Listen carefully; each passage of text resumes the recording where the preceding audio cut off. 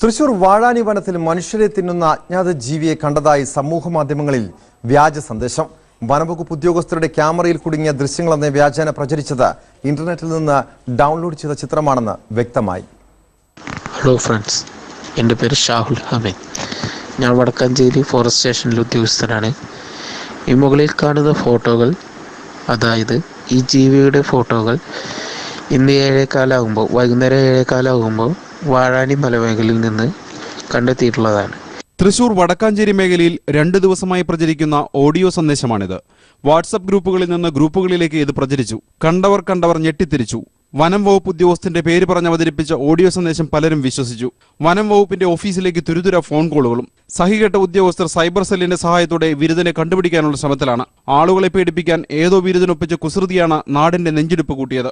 ഒരു സൈബർ കുറ്റം പോലെ എടുത്തിട്ട് അതിന് ഒരു തടയിടേണ്ടതാണ്. കാരണം ഇത് ഫോറസ്റ്റ് ഓഫീസർ ഷാഹുൽ ഹമീദ് കണ്ടു എന്ന് പറഞ്ഞിട്ടൊരു വ്യാജപ്രചരണമാണ് നടത്തുന്നത്. നമ്മൾ അന്വേഷിച്ചപ്പോൾ ഷാഹുൽ ഹമീദ് എന്ന് പറഞ്ഞിട്ട് ഒരാള് വടക്കാഞ്ചേരി ഫോറസ്റ്റ് ഓഫീസിൽ ഇല്ലയെന്നും ഇത് ഒരു തെറ്റായ പ്രചരണമാണെന്ന് യാതൊരു സംശയമില്ല.